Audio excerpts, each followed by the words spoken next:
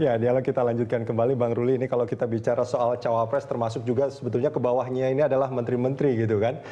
Bagaimana cara seperti yang tadi dibahas di awal menghindari agar koalisi ini tidak menjadi koalisi yang transaksinya dagang sapi? Makanya jangan terlalu rigid pada saat pilpres sekarang, karena yang dipilih itu bukan koalisi partainya, sekarang kandidatnya ya. Ya. Kita akan bicara lebih dalam pada saat Bagi partai yang angkanya besar kan mungkin begitu, tapi kalau bagi partai yang di bawah-bawah ini yang akan berkoalisi itu kan silakan mereka terserah. tetap Tapi akan partai yang besar itu kuat jangan sekali untuk terpancing. memajukan. Nggak, partai yang besar yang menentukan jangan terpancing. Partai kecil tentu mau cari silakan nggak apa-apa. Ya. Namanya politik dagang sapi. Tapi partai yang besar harusnya dia sadar dan jangan terpancing. Karena untuk menang tahap pertama pilpres itu orang. Dukungan partai itu nggak cuma mencukupi jumlah. Rakyat nggak Sebagai memilih, syarat awal saja rakyat untuk nggak memilih bukan presidensial ya, rakyat threshold. nggak memilih siapa koalisi partainya dia nggak. Rakyat melihat siapa Jokowinya, siapa ARB-nya, siapa Prabowo-nya. Baik, Bang Nah, Andreas. sebentar.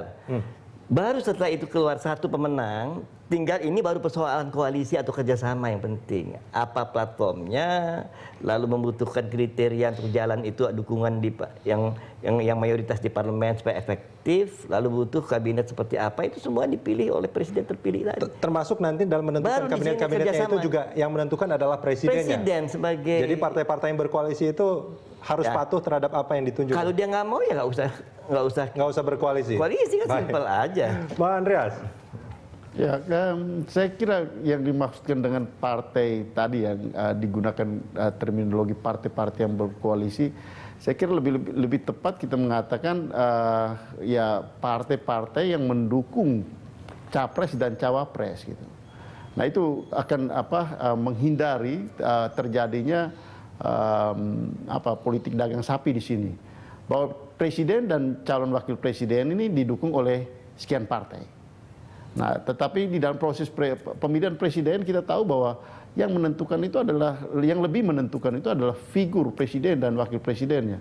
Nah, kalau di dalam proses ini, kalau rakyat melihat bahwa terjadi proses tawar-menawar antar partai, kemudian akan untuk mendukung presiden dan wakil presiden, kemudian bagi-bagi kursi, ini rakyat akan bosan, justru akan melemahkan elektabilitas dari presiden dan calon wakil presiden itu gitu. Iya, tapi kalau kita melihat kondisi saat ini kan semua partai politik sebetulnya terjebak pada syarat awal untuk memajukan capres-cawapres, Bang Enggak, Andreas. saya kira PDI Perjuangan tidak terjebak di situ. Dengan angka yang tidak mencukupi presidensial threshold? Ya ini kan proses masih berjalan. Kita sudah bicara, sudah punya komunikasi yang cukup lama dengan Nasdem, bahkan sebelum pileg ini berlangsung. Baik. Ya, Romo Muji. Ya, saya kira kesimpulannya, kalau kita melihat ini sebagai proses pembelajaran demokrasi yang amat mahal dan penting sekali untuk kita, dan ini bagus sekali untuk bangsa ini, itu adalah yang kita lihat kandidat calon presiden dan wakil presiden itu orangnya kan, figurnya di situ. Nah, untuk itu kalau saling mendekati untuk sebuah kerjasama, tadi kan dikatakan semua, untuk apa? Untuk pemerintahan yang efektif. Pemerintahan yang efektif untuk apa? Kan masih harus dikejar. Ya. Pemerintahan efektif untuk yang substansial tadi, yaitu Indonesia yang berubah dan maju, sejahtera, ekonomi rakyatnya, keadilan, dan konstitusi ada untuk itu semua. Nah, karena itu tolong dalam saling mendekati, komunikasi entah istilahnya apa, silaturahmi itu apa, ini dibicarakan gitu loh.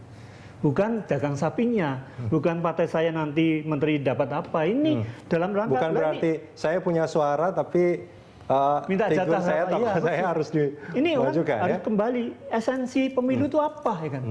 Ya. Jadi ini seharusnya partai-partai yang memiliki capres itulah yang harus waras melihat ya. Jangan termasuk Golkar dong ini. Iya, jangan terpancing pada dagang sapi. Bagus nih, karena memang kandidat menjadi pilihan rakyat. Nah, the next baru kita setuju dengan Pak Andreas.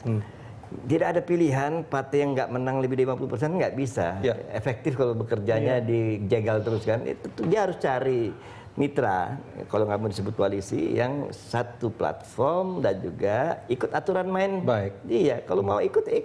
Kalau nggak setuju ya di luar kan. Tapi jangan sampai nanti adalah mereka menang karena dia populer terus menang pilpres tapi tidak tahu bagaimana memecahkan masalah bangsa. Mungkin begitu, Romo Muji. Iya, tapi di situ kan tadi itu capres kandidatnya itu akan dibantu betul program Dan nanti bagaimana profesionalitas dari masing-masing menteri itu bukan seperti bagi-bagi kemarin gitu loh. Kalau Presiden itu menentukan.